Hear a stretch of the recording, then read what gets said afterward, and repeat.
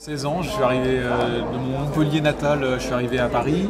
De Paris, on m'a proposé d'aller en Bretagne dans le château pour rencontrer, à l'époque c'était Gérard Guimau, qui s'occupait donc des développeurs. Et j'ai fini ma journée en arrivant dans un château comme on peut les imaginer, une espèce d'endroit complètement incroyable, en pleine soirée, dans un endroit complètement paumé. Et voilà, ça c'était ma première rencontre et puis de là, j'ai commencé ma carrière à Ubisoft.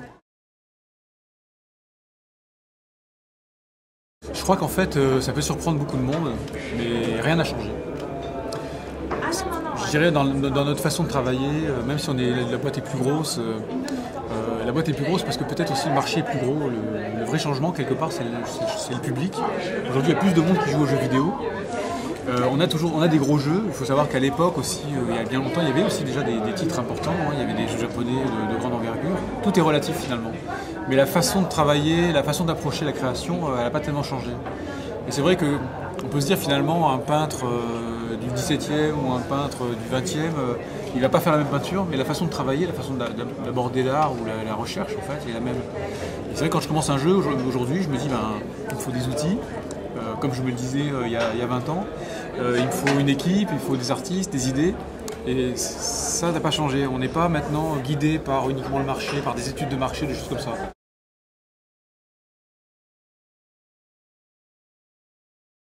La pâte Michel Ancel, c'est pas la pâte Michel Ancel en fait. J'ai envie de dire, c'est la pâte d'une équipe, ou en tout cas d'une envie de travailler avec des gens qui viennent pas toujours du jeu vidéo. Rayman en fait, c'est énormément démarqué des jeux de l'époque, parce qu'on travaillait avec des gens qui venaient du dessin animé, des vrais animateurs, des décorateurs aussi. Et on a apporté un environnement visuel qui était nouveau pour les jeux 2D de l'époque. On était très dans des cubes, dans des carrés, c'était vraiment on était au pixel. Et là on a créé une chaîne d'outils finalement qui était basée sur des scanners, de la colorisation, après des moyens de production finalement du jeu. Rayman 1, c'est fait avec les techniques très proches de celles du dessin animé traditionnel.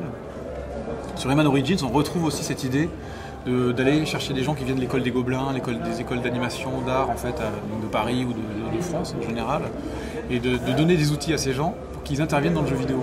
Et c'est ça, je trouve, qui peut être intéressant aussi, c'est d'aller chercher comme ça des talents. Et bon, la pâte Michel Ancel, c'est aussi cette envie de travailler avec ces artistes. Moi, j'ai beaucoup de respect pour l'art en général et en particulier ce qui se passe en France. Il y a vraiment des gens de talent.